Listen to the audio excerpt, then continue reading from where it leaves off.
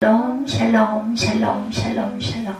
하나님 사랑합니다. 여러분 주 안에서 사랑합니다. 오늘 오랫동안 우리 함께 공부해왔던 역대하 마지막 장 36장 11절 12절 중심으로 말씀 위에 굳게 서리라. 우리가 말씀 위에 굳게 서야 되겠죠.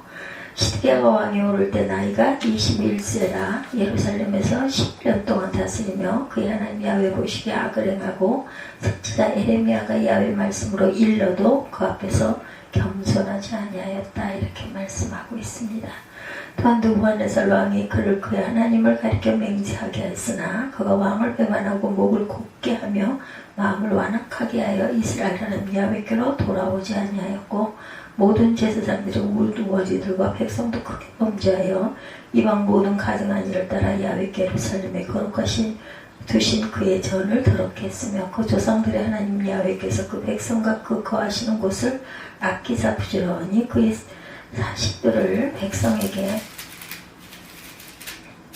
보내어 이루셨으나 그의 백성이 하나님의 사신들을 비우고 그의 말씀을 멸시하며 그의 선지자들을 욕하여 야훼 진노를 그의 백성에게 미치게 하여 회복할 수 없게 하였으므로 하나님의 갈대아 왕의 손에 그들을 다 넘기시매 그가 와서 그들의 성전에서 청년들을 죽이며 청년 남녀와 노인과 병약한 사람을 긍휼히 여기지 아니하였으며 또 하나님의 전에 대소 그릇들과 야훼 전에 보물과 왕과 방백들의 보물을 다 바벨론으로 가져가고 하나님의 전을 불사르며 예루살렘 성벽을 헐며 그들의 모든 궁실을 불사르며 그들의 모든 귀한 그릇들을 부수고 칼에서 살아남은 자를 그가 바벨론으로 사로잡아가매 무리가 거기서 갈대아 왕과 그의 사손의 노예가 되어 바사국에 통치할 때까지 이르니라. 이에 토지가 황폐하여 땅에 안식년을 누린 같이 안식하여 70년을 지냈으니 야훼께서 에레미야의 입으로 하신 말씀이 이루어졌더라. 바사의 고레스 왕 원년에 야훼께서 에레미야의 입으로 하신 말씀을 이루시려고 야훼께서 바사의 고레스 왕의 마음을 감동시키심에 그가 온 나라에 공포도 하고 조소도 내려 이르되 바사왕 고레스가 이같이 말하노니 하늘의 신 야훼께서 세상 만국을 내게 주셨고 나에게 명령하여 유다 예루살렘의 성전을 건축하라 하셨나니 너희 중에 그의 백성 된 자는 다 올라갈지어다. 너희 하나님 야훼께서 함께 하시기를 원하노라 하였더라. 적국의 왕을 감동을 시키시는 하나님입니다. 말씀이 우리가 굳게 서서 살아야 되겠죠. 유다 왕국의 말기 통치한 왕들 행적들이 36장 마지막 장의 내용이죠. 그래서 36장에 우리는 요시야가 애굽 왕 느고와의 싸움에서 전사한 후에 그 찬란했던 종교적 광명이 급격히 어두워지며 결국 남왕국 유다가 멸망하는 모습을 보입니다. 이러한 유다 왕국의 멸망은 네 사람의 왕들의 통치 때마다 행하여진 국가적인 범죄로 말미암아 재촉되어진 것이다. 이렇게 증거합니다. 핍박받는 유다 왕들 나오죠. 애굽의 포로가 된 여호아스. 유다 왕 요시야가 무기투 전투에서 전사하자 그 아들 여호아스가 왕이 됐는데 선한 요시야의 정책을 받들어 반애굽 정책을 펼칩니다. 그러자 애굽 왕 느고는 여호아스를 왕에 오른 지 석 달 만에 그 위에서 패합니다. 애굽 왕 느고는 여호아스를 감금하고 유다로 하여금 은 100달란트와 금 1달란트를 벌금으로 내도록 하죠. 느고는 이에 만족하지 않고 여호아스를 애굽 땅으로 잡아갑니다.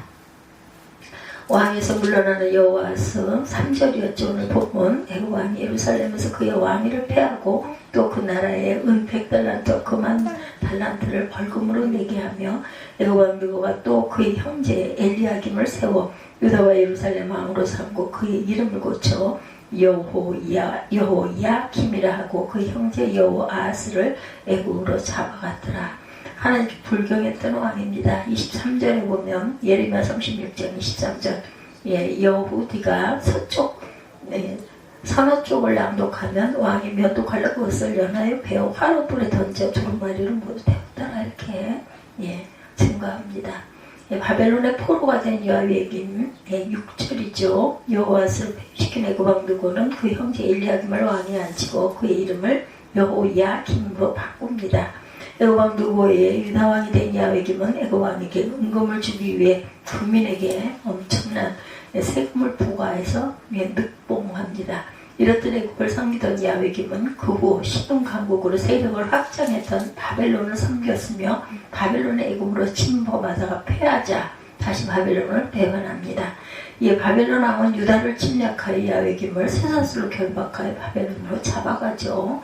네, 배반하니까 행위대로 보응하신 하나님이라고 로마서 2장 6절에 말씀합니다.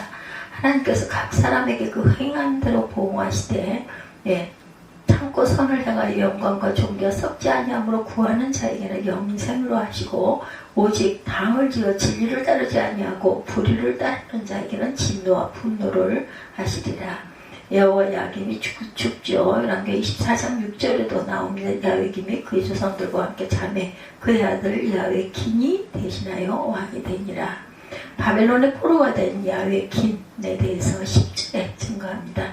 야훼김이 죽자 그 아들 야훼긴이 18세의 나이로 유다왕이 됐어요. 그는 예루살렘에서 석 달간의 짧은 기간 동안 치리하면서 야훼 보시기에 악을 행합니다. 하나님께서 야훼긴의 악행을 보시고 심판의 강도를 늦추지 않으시고 바벨론으로 다시 유다를 침략하도록 했고 바벨론 왕 느부갓네살은 야훼긴과 그 가족들을 바벨론으로 끌어갔고 성전 기구를 약탈해가죠. 그리고 바벨론 왕은 야훼긴의 왕위를 폐하고 시드기야를 새 왕으로 임명하죠.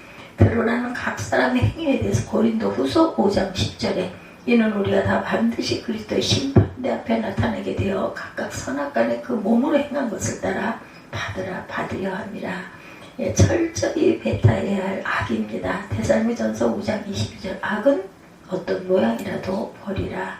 시드기야 백성들의 패역입니다. 시드기야의 악행에 대해서 오늘 본문의 중심이죠. 11, 2절. 시드기야가 왕위에 오를 때 나이가 21세라 예루살렘에서 11년 동안 다스리며 그의 하나님 야훼 보시기에 악을 행하고 선지자 예레미야가 야훼 말씀으로 일러도 그 앞에서 겸손하지 아니하였다 이렇게 말씀하죠. 우리가 그래서 악은 버려야 됩니다. 바벨론 왕 느부갓네살의 유다 왕이 된 시드기야는 유다의 마지막 왕이죠. 그는 전왕 야훼의 숙부로서 요시야 왕의 셋째 아들입니다. 그는 21세 왕이 올라 11년 동안 유다를 치게하면서 야훼 보시기에 악을 행했다. 그는 하나님의 선지자 예레미야의 예언을 멸시하고 말씀을 듣지 않습니다. 예레미야 선지자는 시드기야에게 애굽을 의지하지 말고 바벨론을 섬겨야 한다고 말했어요. 그렇지 않으면 유다가 멸망할 것이라고 예언합니다.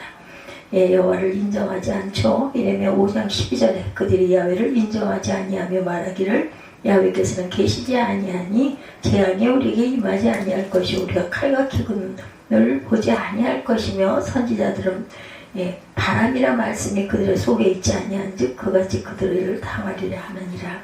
하나님이 갈대아 왕의 손에 그들을 넘기심에 그가 와서 그들의 성전에서 칼로 청년들을 죽여서 청년 남녀와 노인과 병약한 사람을 긍휼히 여기지 아니하였다 이렇게 증거합니다. 그래서 하나님을 경록해 해요. 그래서 에스라 5장 11절에 보면 우리 조상들이 하늘에 계신 하나님을 노엽게 하였으므로 하나님이 그들을 갈대아 사람 바벨론 왕 느부갓네살의 손에 넘기심에 그가 이 성전을 헐며 이 백성을 사로잡아 바빌론으로 옮겼더니 바벨론 왕 고레스 원년에 고레스 왕이 조서를 내려 하나님의 성전을 다시 건축하게 했다. 이렇게 증거합니다. 오늘 36장 23절에도 증거하죠. 바산 고레스가 이같이 말하노니 하늘의 신 야훼께서 세상 만국을 내게 주셨고 나에게 명령하여 유다 예루살렘 성전을 건축하라 하셨나니 너희 중에 그의 백성된 자는 다 올라갈지어다. 너희 하나님 야훼께서 함께 하시기를 원하노라 이렇게 증거하고 있어요. 그래서 보면 항상 선지자 예레미야 예언을 무시한 시드기야와 같이 백성도 하나님의 그런 그 사자들을 비웃고 말씀을 멸시하고 선지자를 욕하죠. 또한 이방인 모든 가증한 일을 행하며 야훼전을 더럽힙니다.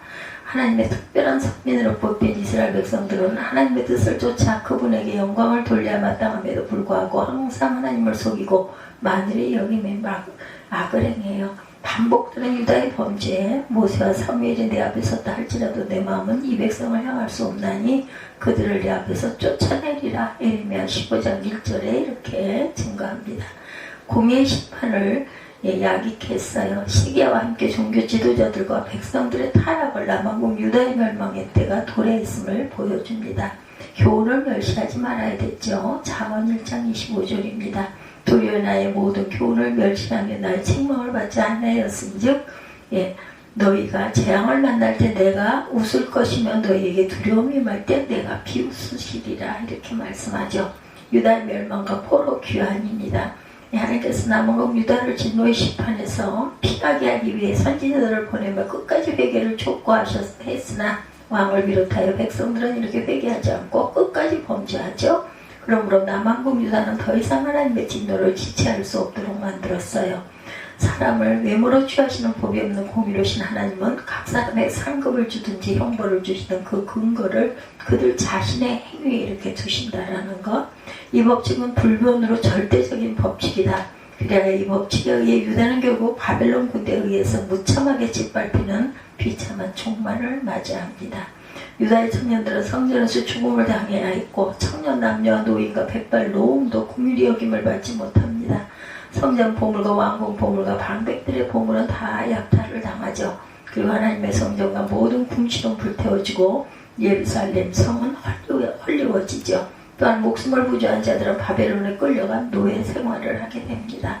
부지런히 선지자를 보냈어요. 이레미야 7장 13절에 야훼 말씀이니라 이제 너희가 그 모든 일을 행하였으며 내가 너희에게 말하되 새벽부터 부지런히 말하여도 듣지 아니하였고 너희를 불러도 대답하지 아니하였느니라. 법도와 규례를 무시한 대가입니다. 레위기 16장 43절에 그들이 내 법도를 싫어하며 내 규례를 멸시하였으므로 그 땅을 떠나 사람들이 없을 때 그 땅을 황폐하게 하리라 이렇게 말씀하십니다. 안식을 누릴 수 없게 만든다. 그들은 자기 죄악의 형벌을 기쁘게 받으리라.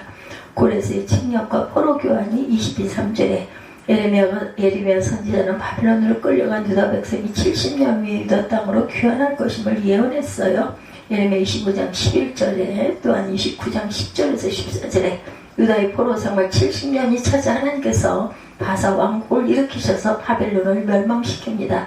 그리고 바사왕 고레스의 마음을 감동시키셔서 유다 백성들을 예루살렘에 귀환시켜 예루살렘 성전을 재건하도록 하시죠. 하나님은 말씀을 성취시키는 분이시다.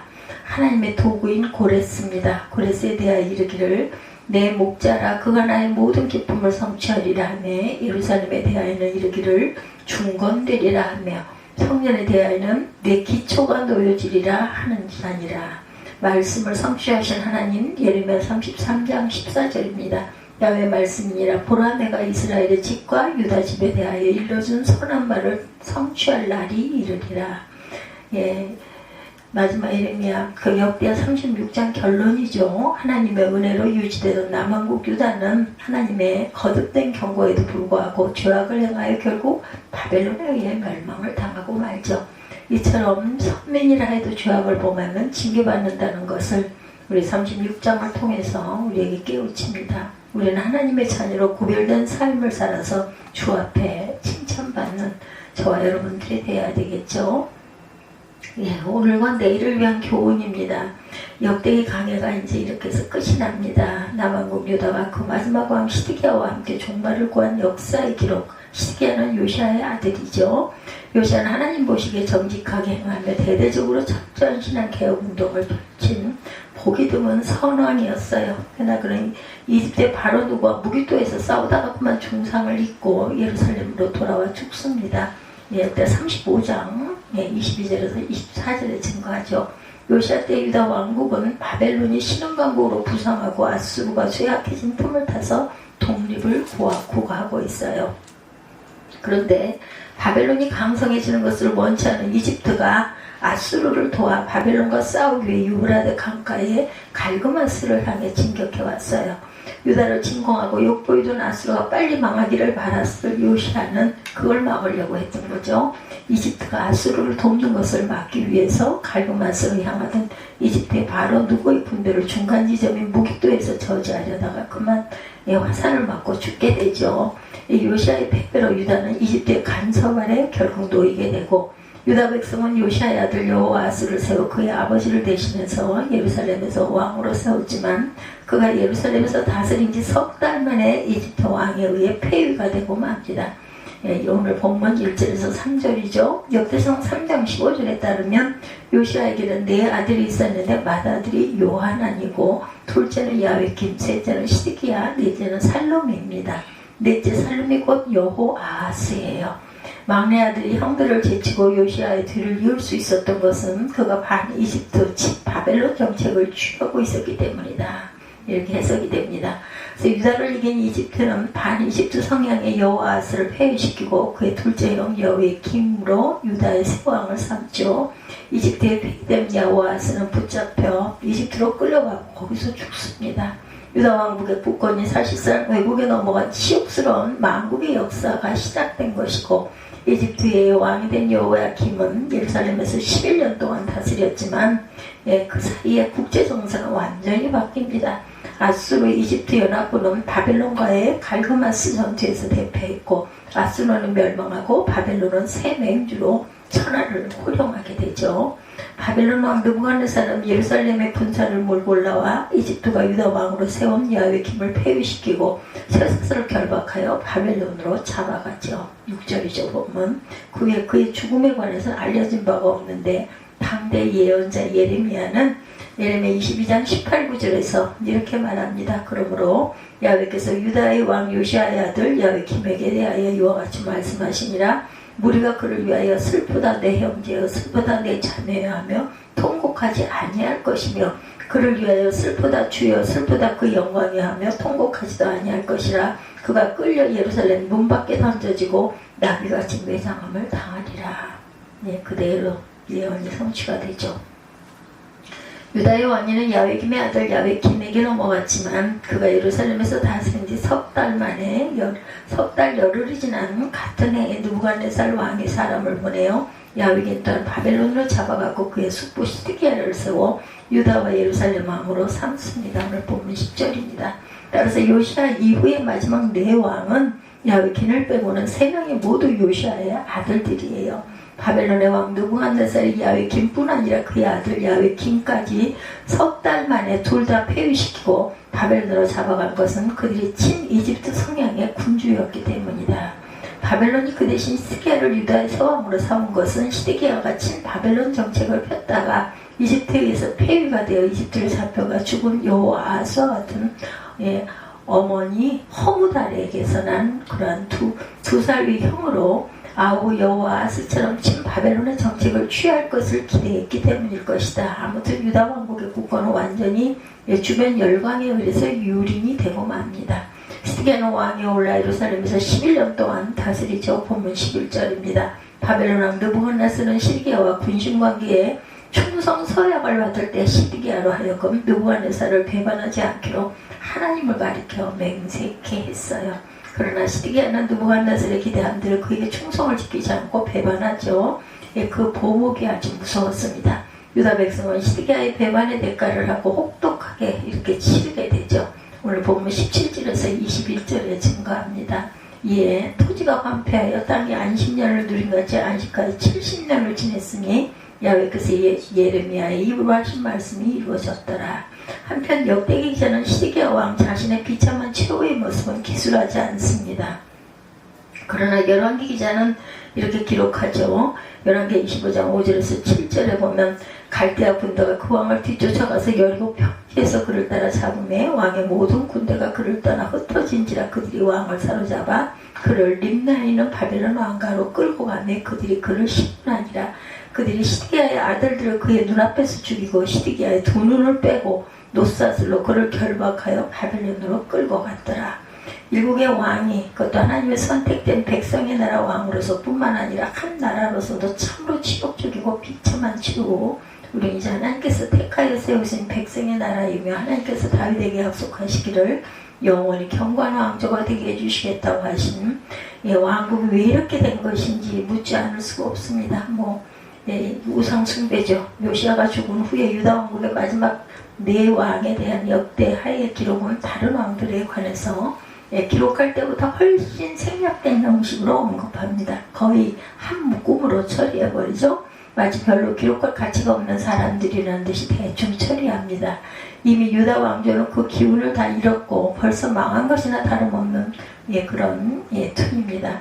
그랬어요. 어떻게 했길래 그런 것일까? 새로운 것은 없지만 마지막 네 왕에 관한 언급만 골라 읽어보면 먼저 여호와스에 관해서 역대하 그 행실에 관해 아무런 언급도 없어요.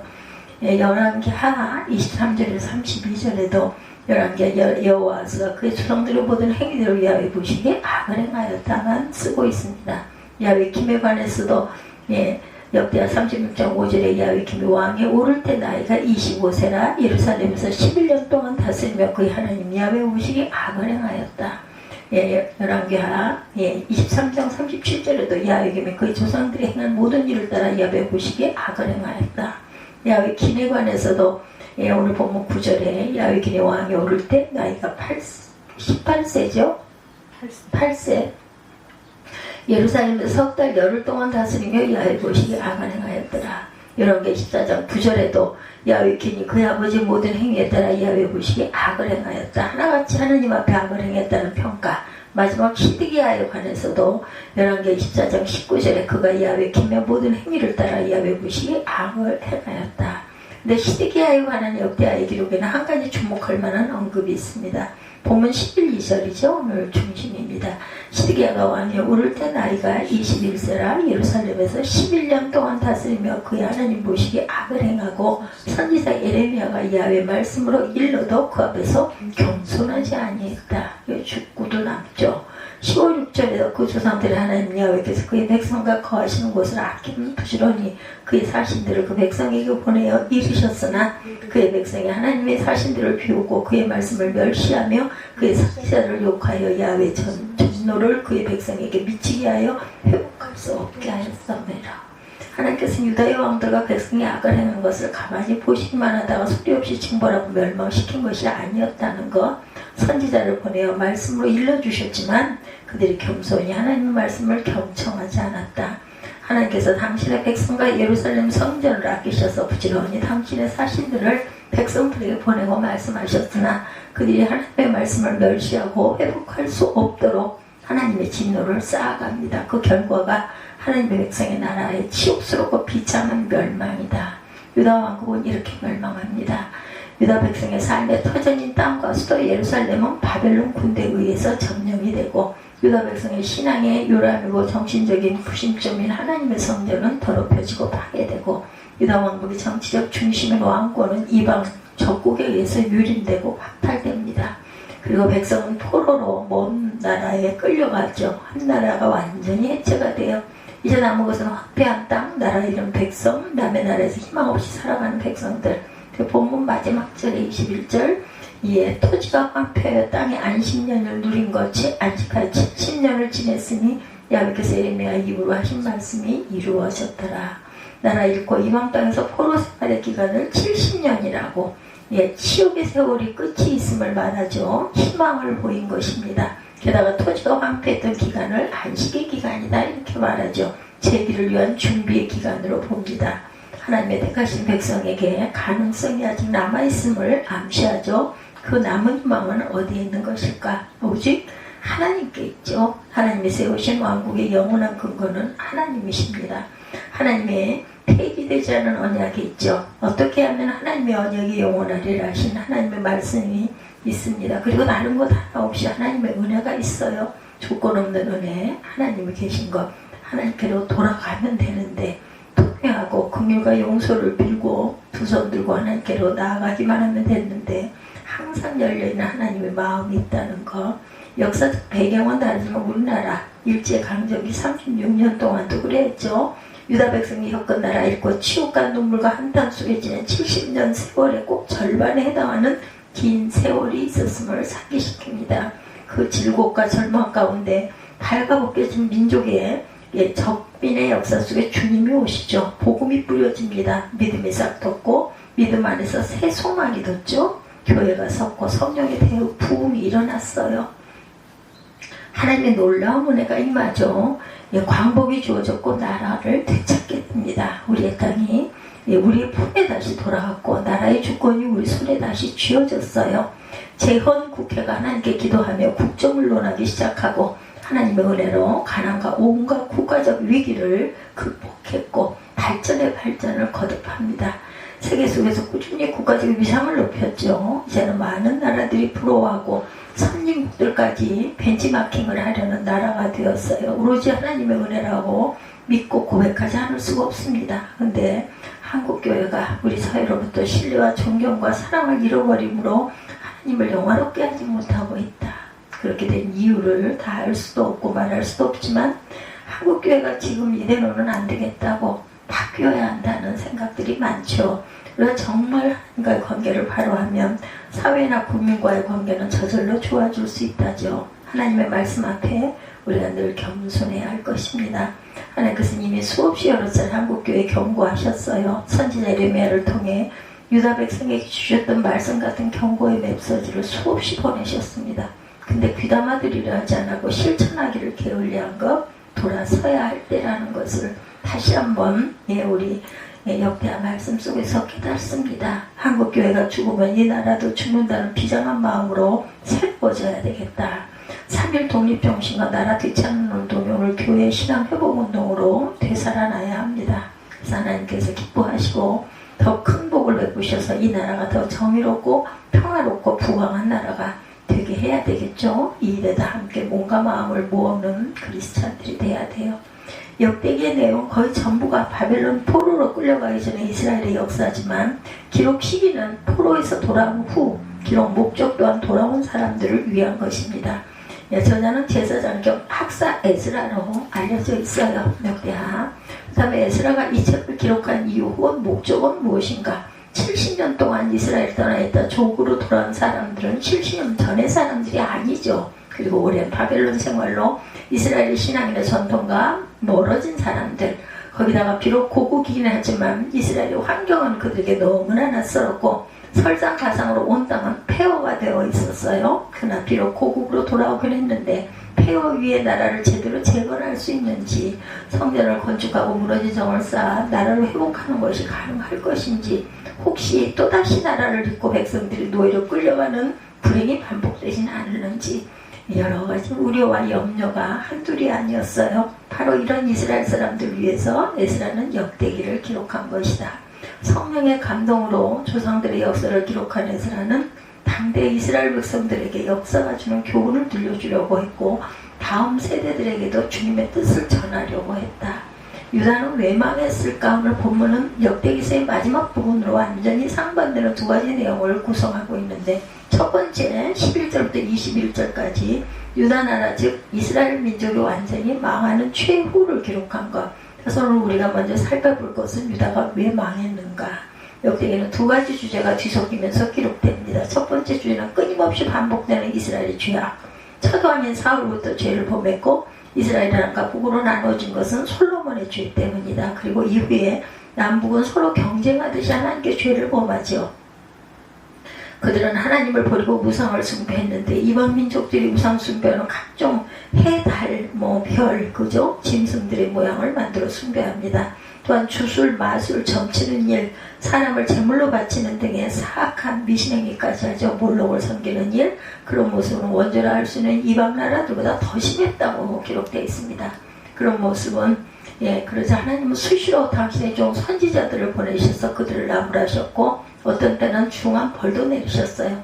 그러나 이스라엘 백성들의 반응은 그때뿐이었고 그들은 끊임없이 하나님을 향하여 죄를 범합니다. 역대기의 두 번째 주제는 하나님의 사랑과 길이 참으심에 대해서 기록합니다. 하나님께서 다윗에게 사울의 왕위를 물려주시면서 그에게 영원한 나라를 약속하셨어요. 이것을 다윗 언약이라고 하죠. 이 언약 이후에 이스라엘의 반복적인 계약 파괴에도 불구하고 하나님은 언약을 지키려고 노력하셨는데 역대기의 내용은 크게 두 가지로 증가합니다. 한쪽에서는 끊임없이 범죄하고 또 다른 쪽에서는 끊임없이 용서하시고 사랑하시는 것, 이것이 반복됐어요. 오늘 본문에 와서 이 균형이 깨어져 버립니다. 이스라엘, 그런 유다의 역사가 끝이 난다는 말, 마지막 장식하는 왕은 시드기야. 역대 36장의 시드기야 때 유다가 완전히 망해가는 과정이 기록되죠. 시드기야는 21세기 왕이 되어 11년을 다스립니다. 21세의 왕이 되어서 11년을 다스렸어요. 신흥 강국인 바빌론 제국 야위긴 왕 때부터 유다의 내정을 간섭합니다. 시드기야를 왕으로 세운 것도 바벨론. 시드기야는 자신을 왕으로 세워준 바벨론에게 충성을 맹세했지만 왕이 된 이후 이집트 정책을 친 이집트 정책을 폈어요. 그래서 바벨론은 자신이 세운 왕이 자신을 배신하고 이집트와 친하려는 것을 그대로 두지 않았겠죠. 그래서 주전 586년 대대적으로 유다를 공격해 쑥대밭을 만들어 버린 거예요. 이스라엘 모든 것을 완전히 파괴되고 약탈을 당합니다.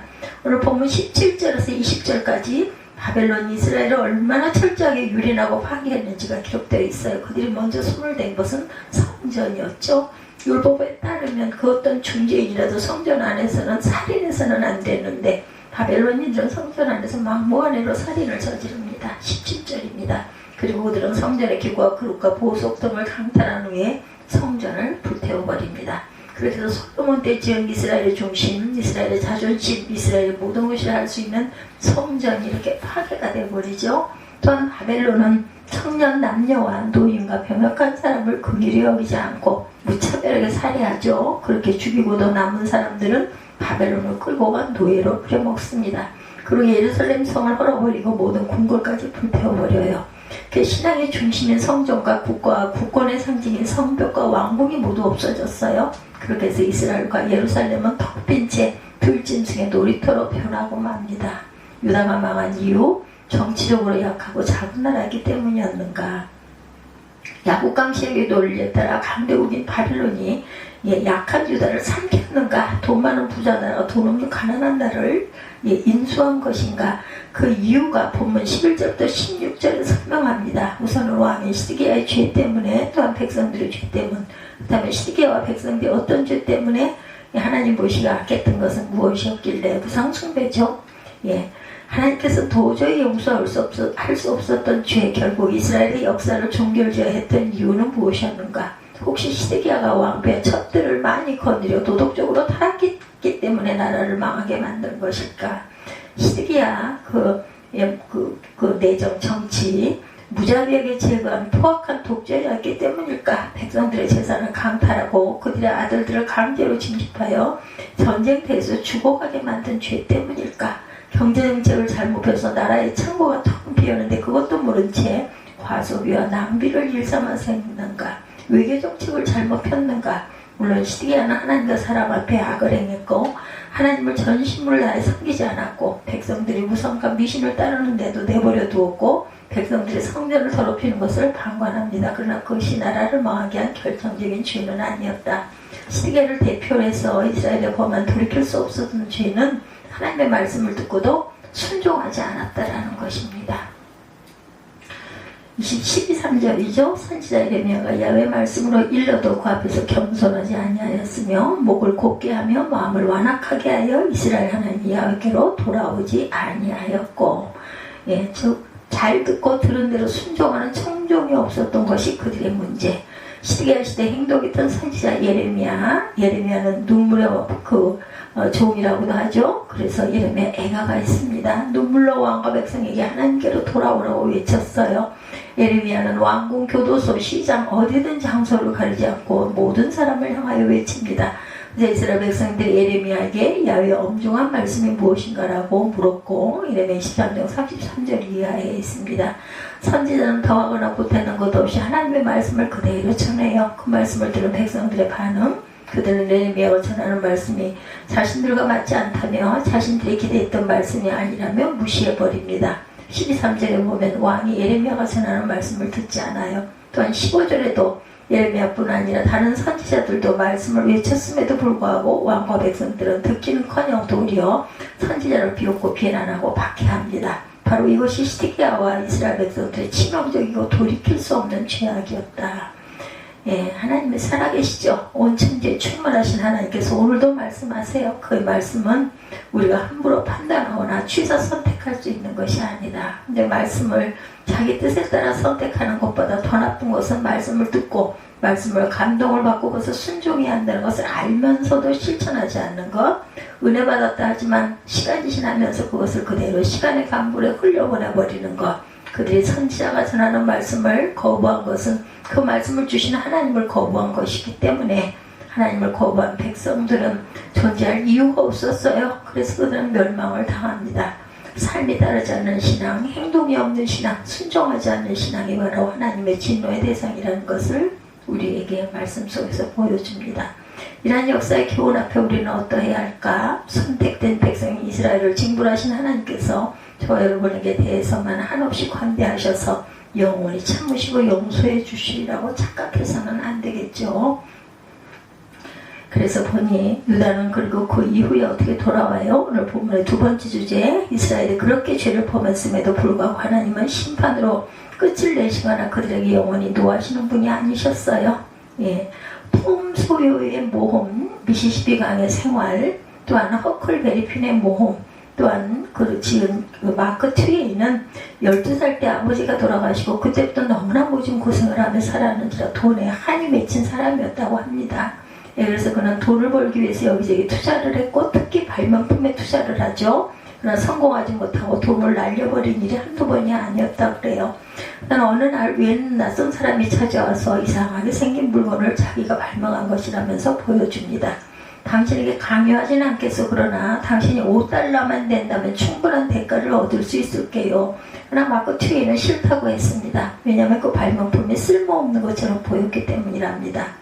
그런데 그를 찾아왔던 사람은 전화기를 최초로 발견한 알렉산더 그레임 벨이었어요. 그가 가지고 온 것은 인류 최초의 전화기였습니다. 마크 트웨인을 찾아온 기회를 놓친 거죠. 그리고 그것으로 끝이었습니다. 하나님은 그렇지 않으시죠. 이스라엘을 심판하셨고, 근데 하나님의 말씀을 나아가 하나님을 버림으로 그들 또한 버림을 받죠.